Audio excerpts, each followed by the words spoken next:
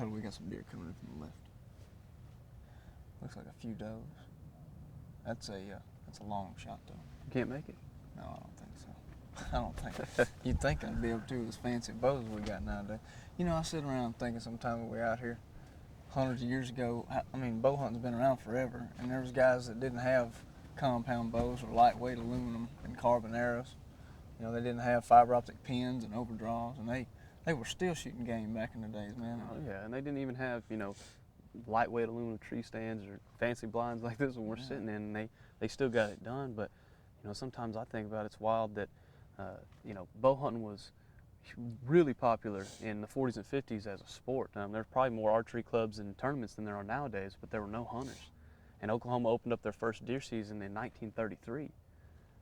And the first archery season wasn't until 46, after the Game and Fish Commission did a relocation project for white-tailed deer. It was pretty wild, and I think it was only open in the southern part of the state. Yeah, that first deer season, I remember hearing that, you know, the 7 counties in the southeast part of the state was open up, and there wasn't a single deer killed that first deer season. Wild. So, but it's not really hard to believe when you think about, you know, they're still hunting from the ground. Yeah. And they're shooting recurve bows and wooden arrows. I mean, it was just almost caveman seemed like to us. You know? Yeah, I mean, primitive, and you know that's why they call it, you know, primitive shooting, traditional shooting. Right. But what's crazy is, you know, the Trail of Tears brought a lot of tribes, a lot of different tribes into Oklahoma, and you know they had to use some of their unique ways, but adapt when it came to taking game. And I mean, they were hunting everything from bison, pronghorn, turkey, elk, whitetail, you name it. They were having to do it, so they put meat on the table, and they had some pretty interesting ways about going about doing it. You know, you mentioned tradition a minute ago. Back in the 1830s, there was a French traveler come through named Victor Tizzy, and he hunted with the Osage Indians.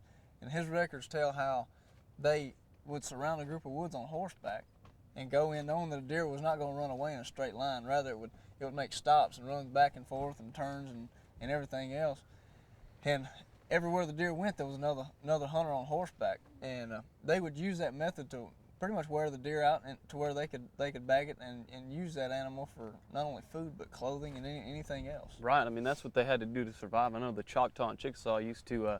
They had a pretty nifty trick. They'd take the head and the cape of a whitetail, put it over their back, and because they spent so much time in the outdoors and learning the behavior of the whitetail, they would sneak up to where they were feeding and get in range to where they could, you know, take the cape off and take it with a musket or a bow, Really? Traditional bow. Yeah. And the thing that they did that when, I mean, the population back then was minimal compared to what we've got now. Hurting, yeah. And we really do take a great population here in Oklahoma for granted. We do.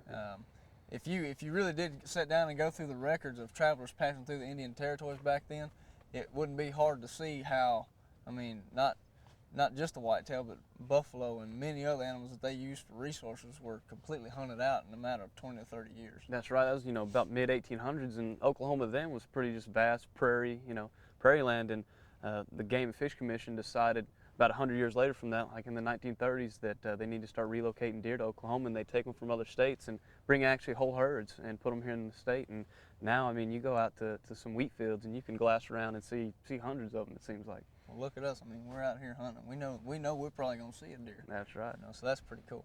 Matter of fact, look right there underneath that tree. Man, that's a shooter buck too.